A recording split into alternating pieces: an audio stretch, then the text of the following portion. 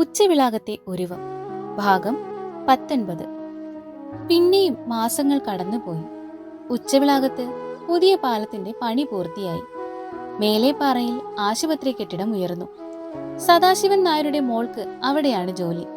അവൾക്ക് മാത്രമല്ല, ഉച്ചവിളാകത്തെ പലർക്കും ഇപ്പോൾ അവിടെയാണ് പണി.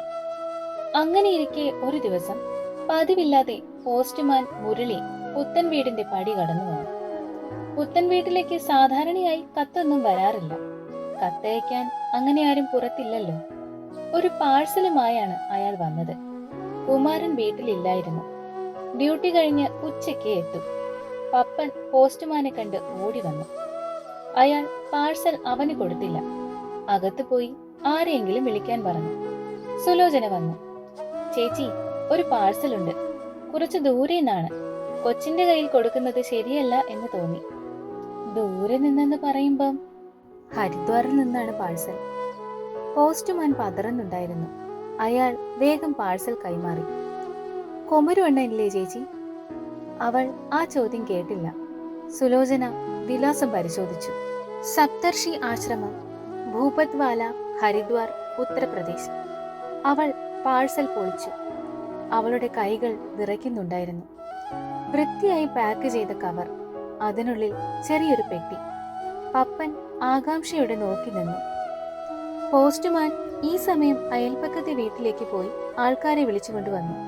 അയാൾക്ക് എന്തോ സൂചന കിട്ടിയിട്ടുണ്ടാവണം. സുലോചന ആ പെട്ടി തുറന്നു. ഒരു ചെറിയ കലശക്കുടം. അത് പട്ടുതുണി കൊണ്ട് മൂടിയിരിക്കുന്നു. അതിൽ ഒരു കത്തുമുണ്ട്. അവൾ പുത്തൻ വീടിന്റെ തൂണിൽ ചാരിയിരുന്നു. അവളുടെ കണ്ണുകൾ നിറഞ്ഞൊഴുകി. വായിക്കാതെ തന്നെ അതിനുള്ളിൽ എന്താവുമെന്ന് അവൾക്ക് മനസ്സിലായി. പപ്പൻ ആ കത്ത് അവളുടെ കയ്യിൽ നിന്നും വാങ്ങി വായിച്ചു. നമസ്തേ ധന്യാത്മൻ. ഈ കത്ത് ഹരിദ്വാർ സപ്തർഷി ആശ്രമത്തിൽ നിന്നാണ്. കത്തെഴുതുന്ന ഈ ഉള്ളവന്റെ പേര് സ്വാമി അഗ്നി തീർത്ത്. അങ്ങയുടെ ബന്ധു ശ്രീ ശങ്കരൻ പിള്ളയെ കുറച്ചു കാലം മുന്നേ ഇവിടെ വന്നിരുന്നു. അദ്ദേഹം ആശ്രമത്തിലെ അന്തേവാസിയും നമുക്ക് ഏറെ പ്രിയപ്പെട്ടവനുമായിരുന്നു. അദ്ദേഹം കഴിഞ്ഞ 16-ാം തീയതി ശിവപാദം പോയി. അദ്ദേഹം പറഞ്ഞതനുസരിച്ച് ചിതാഭസ്മം കൊടുത്തയക്കുന്നു. ആ പുണ്യാത്മാവിന്റെ അന്ത്യകർമ്മങ്ങൾ ഇവിടെ ഞങ്ങൾ യഥാവിധി ചെയ്തിരുന്നുവെങ്കിലും അദ്ദേഹത്തിന്റെ അവസാന ആഗ്രഹപ്രകാരമാണ് ഇത് അങ്ങോട്ടേക്ക് അയക്കുന്നത്. താങ്കളുടെയും കുടുംബത്തിന്റെയും ദുഃഖത്തിൽ പങ്കുചേരുന്നു. പരേതാത്മാവിന് നിത്യശാന്തി നേരുന്നു. ശരീരം മിഥ്യയാണ് എന്നറിയുക. ആത്മാവ് മാത്രമാണ് സത്യം. നൈനം ചിതന്തി ശസ്ത്രാണി നൈനം ദഹതി പാവകഃ ന ചൈനം ക്ലേദയന്ത്യാപോ ന ശോഷയതി മാരുതഃ. ആത്മാവിനെ ശസ്ത്രങ്ങളാലും അഗ്നിയാലും ജലത്താലും നശിപ്പിക്കാൻ കഴിയില്ല. അത് അനശ്വരമാണ്. ജീർണ വസ്ത്രം ഉപേക്ഷിക്കും പോലെ ദേഹി ദേഹത്തെ ഒഴിഞ്ഞു പോകുന്നു. അതിനാൽ ഈ അവസ്ഥയുമായി പൊരുത്തപ്പെടുക. അദ്ദേഹത്തിന്റെ ആഗ്രഹമനുസരിച്ചുള്ള യഥാവിധി കർമ്മങ്ങൾ ചെയ്യുക. ഓം ശാന്തി. സ്വാമി അഗ്നി തീർത്ത്. പപ്പന് പലതും മനസ്സിലായില്ല. എന്നാൽ അവന് മനസ്സിലായ ഒരു കാര്യമുണ്ട്. ഒരിക്കൽ മാത്രം ജീവിതത്തിൽ കണ്ട അവന്റെ അമ്മാവൻ മരിച്ചുപോയി. സുലോചന ഏങ്ങലടിച്ചു കരഞ്ഞു. നാരായണപിള്ള ആദ്യം അമ്പരന്ന് പോയെങ്കിലും പിന്നീട് അവർക്കും കാര്യങ്ങൾ മനസ്സിലായി. സുലോചനയുടെ നിലവിളി കേട്ട് നാട്ടുകാർ ഓടിക്കൂടി. ആദ്യം ആർക്കും ഒന്നും മനസ്സിലായില്ല. കൃത്താസൻ എല്ലാവരോടും കാര്യം പറഞ്ഞു. ഇവിടുത്തെ ചേച്ചിക്ക് ഒരു ഒടപ്പിറന്നവനുണ്ടായിരുന്നു. കഴിഞ്ഞ 16-ാം തീയതി അങ്ങേര് മരിച്ചു. ചിതാഭസ്മം ആരോ കൊടുത്തയച്ചതാണ്. ഇനിയിപ്പോ എന്താണ് ചെയ്യേണ്ടത്? ഉച്ചവിളാകത്തുകാർ ആശങ്കയിലായി. ഇങ്ങനെയൊരു സംഭവം നാട്ടിൽ ആദ്യമായാണല്ലോ. തൽക്കാലം കുമാരൻ വരുന്നത് വരെ കാക്കാം, എന്നിട്ട് തീരുമാനിക്കാം. ഉച്ചയ്ക്ക് ഡ്യൂട്ടി കഴിഞ്ഞ് കവലയിൽ ബസ് ഇറങ്ങിയപ്പോൾ കുമാരനെ കാത്ത് സുരേഷിന്റെ കാറ് കിടപ്പുണ്ടായിരുന്നു. അണ്ണൻ വണ്ടിയിലോട്ട് കയറ്, വീട്ടിലൊരു ആവശ്യമുണ്ട്. കുമാരന്റെ ഉള്ളൊന്ന് കത്തി. എന്താടാ? അമ്മയ്ക്ക് എന്തെങ്കിലും? അല്ല അണ്ണാ, അണ്ണന്റെ മച്ചമ്പി ഒരാൾ കാശിയിലെങ്ങാണ്ടില്ലേ? പുള്ളിക്കാരൻ മരിച്ചു. ശങ്കരൻ മച്ചമ്പി? കുമാരൻ ഒരു നിമിഷം കണ്ണടച്ചു. വണ്ടി വേഗം പുത്തൻ വീട്ടിലേക്ക് പോയി. അപ്പോഴേക്കും പുത്തൻ വീട്ടിൽ നിറയെ ആളായി കഴിഞ്ഞു. സുലോചനയുടെ കരച്ചിൽ ഇങ്ങ് കേൾക്കാം. അവളെ സമാധാനിപ്പിക്കാൻ സിസിലിയും പപ്പനുമൊക്കെ പാടുപെടുന്നു. കുമാരൻ വരുന്നത് കണ്ട് സുലോചന ഓടിപ്പോയി അയാളെ കെട്ടിപ്പിടിച്ചു. അണ്ണ, എന്റെ ഉടപ്പിറന്നും പോയി, എനിക്കിനി ആരുമില്ല. അവൾ നിയന്ത്രണം വിട്ട് കരഞ്ഞു. കുമാരൻ അവളെ ആശ്വസിപ്പിച്ചു. നീ കരയാതെ പെണ്ണേ, ആരുമില്ലെന്ന് പറഞ്ഞ പിന്നെ ഞങ്ങളൊക്കെ നിന്റെ ആരാടി? മച്ചമ്പി ആഗ്രഹിച്ച പോലൊരു മരണമായിരിക്കും അങ്ങേർക്ക് കിട്ടിയത്.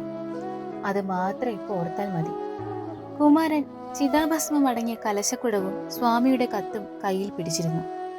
കുമരു, ഇനി എന്തിനാണ് ചെയ്യേണ്ടത്? പ്രമാണി കൃഷ്ണപിള്ള ചോദിച്ചു. കുമാരൻ ഒരു നിമിഷം ആലോചിച്ചു. അയാൾ അകത്തു പോയി പപ്പന്റെ കാൽപ്പെട്ടി തുറന്നു. അതിൽ നിന്നും ഒരു ചെറിയ കഷ്ണം പേപ്പർ എടുത്ത് പുറത്തേക്ക് വന്നു. ശങ്കരന്റെ കത്ത്. അന്ന് പുത്തൻ വീട്ടിൽ നിന്നും പോയപ്പോൾ അയാൾ പപ്പനു വേണ്ടി കുറിച്ച വരികൾ. പപ്പനിലൂടെയാവും മോക്ഷം. ആ വരികൾ കുമാരന്റെ ഉള്ളിൽ തറച്ചു. അയാൾ പപ്പനെ അടുത്ത് വിളിച്ചു. മക്കളെ, ഈ ഉടുപ്പ് നിക്കറ് മാറ്റി ഒരു തോർത്തൊടുത്തു വാ. അവന് ഒന്നും മനസ്സിലായില്ല. അവൻ അകത്തേക്ക് പോയി. കുമാരൻ നാട്ടുകാരോടായി പറഞ്ഞു. മച്ചമ്പി ഒരിക്കലേ ഇവിടെ വന്നിട്ടുള്ളൂ. പോവാൻ നേരം ഒരു കത്ത് ഇവിടെ വച്ചിട്ടാണ് പോയത്. പപ്പനിലൂടെയാവും അങ്ങേരുടെ മോക്ഷമെന്ന്. ഇപ്പം ചിതാഭസ്മം ഉണ്ടല്ലോ. പപ്പൻ മച്ചമ്പിയുടെ കർമ്മങ്ങൾ ചെയ്യും. അതിനുള്ള ഏർപ്പാടുകൾ എങ്ങനെയാണെന്ന് നിങ്ങൾ തീരുമാനിക്കും. പ്രമാണി കൃഷ്ണപിള്ള എല്ലാവരോടും കൂടി ആലോചിച്ചു. അപ്പോഴേക്കും പപ്പൻ തോർത്തൊടുത്തു വന്നു. കുമാരൻ അവനെയും കൂട്ടി കിണറ്റിൻകരയിലേക്ക് പോയി. കിണറ്റിൽ നിന്നും ഒരു തൊട്ടി വെള്ളം കോരി അവന്റെ തലയിലേക്ക് ഒഴിച്ചു. അയാൾ അവന്റെ തല തോർത്തി കൊടുത്തു. കൊമരു, അസ്ഥി നമസ്കരിക്കാനുള്ളവരൊക്കെ ഇന്ന് നമസ്കരിക്കണം. ചിതാഭസ്മം കിട്ടിയത് ഇന്നായതുകൊണ്ട് നമുക്ക് സഞ്ചയനമാണെന്ന് കരുതാം. അതിന്റെ ചടങ്ങുകൾ നോക്കാം. ശങ്കരന് മോക്ഷം കിട്ടിക്കഴിഞ്ഞു. ഗംഗയല്ലേ അയാളെ ഏറ്റുവാങ്ങിയത്. എന്നാലും അങ്ങേരുടെ ആഗ്രഹമനുസരിച്ച് നമുക്ക് ഇവിടെ നമ്മുടെ രീതിക്ക് ചടങ്ങുകൾ ചെയ്യാം. മരിച്ചത് 16-നാണെന്നാണല്ലോ കത്തിനുള്ളത്. അപ്പോ അത് കൂട്ടി 16-ാം ദിവസം ചടങ്ങ് നടത്തണം. അസ്ഥി കൊണ്ടുപോയി ഒഴുക്കുകയോ ഇവിടെ തന്നെ സ്ഥാപിക്കുകയോ ചെയ്യാം. അതെന്തിനു വേണമെന്ന് നീ തീരുമാനിക്ക്. കുമാരന് രണ്ടാമതൊന്നും ആലോചിക്കാനില്ലായിരുന്നു. ശരി, അങ്ങനെയെങ്കിൽ അടുത്ത ഞായറാഴ്ച 16 അടിയന്തരം. അതുവരെ കലശം ഇവിടെ ഇരിക്കട്ടെ. നാട്ടുകാർ സമ്മതിച്ചു. പപ്പൻ നിലത്ത് മുട്ടുകുത്തിയിരുന്നു. അസ്ഥി നമസ്കരിച്ചു. സുലോചനയും കുമാരനും കലശത്തിൽ തൊട്ടു വണങ്ങി. വൈകുന്നേരം നാട്ടുകാർ പിരിഞ്ഞുപോയി. കുമാരൻ അസ്ഥി കലശത്തിന് മുന്നിൽ ഒരു വിളക്ക് വച്ചു. അത് കെടാതെ നോക്കണമെന്ന് പപ്പനോട് ചട്ടം കെട്ടി. സുരേഷിനെ, കമലുവിനെയും വേലപ്പൻ സാറിനെയും വിവരമറിയിക്കാൻ പറഞ്ഞുവിട്ടു. ഒന്നിനും ഒരു കുറവും വരരുത്, അയാൾ സ്വയം പറഞ്ഞു. സുലോചന ഈ പടി കയറി വന്നതു മുതൽ തന്നെയും തന്റെ ബന്ധുക്കളെയും നാട്ടുകാരെയും സ്നേഹിക്കുന്നത് എങ്ങനെയെന്നറിയാം. അവൾക്ക് ആഗ്രഹമുണ്ടാകും ആകെയുള്ള കൂടപ്പിറപ്പിനെ യഥാവിധി സംസ്കരിക്കണമെന്ന്. അല്ലെങ്കിലും ഇതൊക്കെ തന്റെ കടമയാണ്. ഒന്നിനും ഒരു കുറവും വരരുത്. അയാൾ അകത്തേക്ക് പോയി. സുലോചന കരഞ്ഞു തളർന്നു കിടക്കുന്നു. കുമാരൻ അടുക്കളയിലേക്ക് ചെന്നു. സിസിലി കഞ്ഞി വെച്ചിട്ടുണ്ട്. അയാൾ ഒരു പാത്രത്തിലേക്ക് കഞ്ഞി പകർന്നു. സുലോചനയുടെ അടുത്ത് ചെന്നിരുന്നു. അവളെ എഴുന്നേൽപ്പിച്ചു. ഇച്ചിരി കഞ്ഞി കുടിക്ക്. വേണ്ട അണ്ണ, ഇറങ്ങൂല. അത് പറഞ്ഞ പറ്റില്ല, കുടിച്ചേ പറ്റൂ.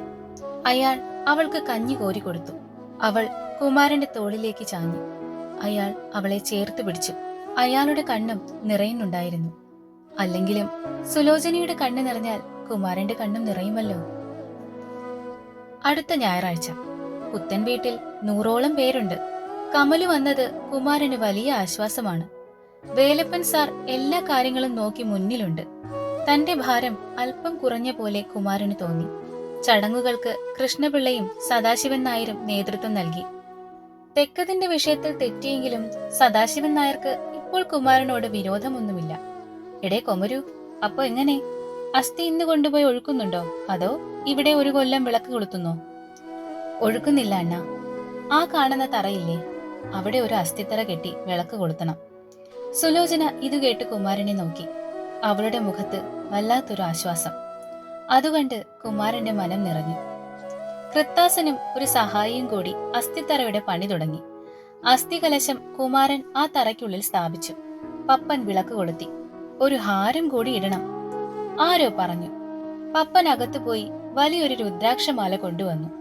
അമ്മാവൻ അവന് കൊടുത്തിട്ട് പോയത്. കുമാരൻ പുഞ്ചിരിച്ചു. ശരിയാണ്, ഇത് ഇവിടെ തന്നെയാണ് ഇടേണ്ടത്. പപ്പൻ ആ മാല അവിടെ തൂക്കി. കമലും വേലപ്പൻ സാറും ഒഴികെ എല്ലാവരും ഉച്ചയ്ക്ക് സദ്യ കഴിഞ്ഞു പോയി. വൈകുന്നേരം കുമാരൻ ഒരു മൺവട്ടിയും എടുത്ത് തെക്കതിലെ കാവിൽ അലഞ്ഞു നടന്നു. അയാൾ മടങ്ങി വന്നത് ഒരു കൂവളത്തയ്യുമായാണ്. അയാൾ അത് ശങ്കരന്റെ അസ്ഥിത്തറയ്ക്ക് സമീപം നട്ടു. വേലപ്പൻ സാറ് അത് കണ്ട് ചിരിച്ചു. എടാ കൊമരു, നീ ആരെയും ഇവിടുന്ന് പറഞ്ഞുവിടില്ല എന്ന് തന്നെയാണല്ലേ? കൊമരുവും ചിരിച്ചു. എന്തിനാണ് അണ്ണ എല്ലാവരും പോണത്? ഇവിടെയൊക്കെ തന്നെ ഇരിക്കട്ടെ, നമ്മളുള്ള കാലത്തോളം എങ്കിലും. വേലപ്പൻ സാറ് ആ കൂവളത്തെ നോക്കിയിരുന്നു. തൊട്ടപ്പുറത്താണ് പത്മനാഭൻ പിള്ള നട്ട ചെമ്പകം. ഇപ്പോൾ അതിനടുത്ത് കൂവളവും. പിറ്റേന്ന് ത്രിസന്ധ്യയ്ക്ക് സുലോചന ശങ്കരന്റെ അസ്ഥിത്തറയിൽ വിളക്ക് കൊളുത്തി. കൂവളത്തിനും ചെമ്പകത്തിനും വെള്ളമൊഴിച്ചു.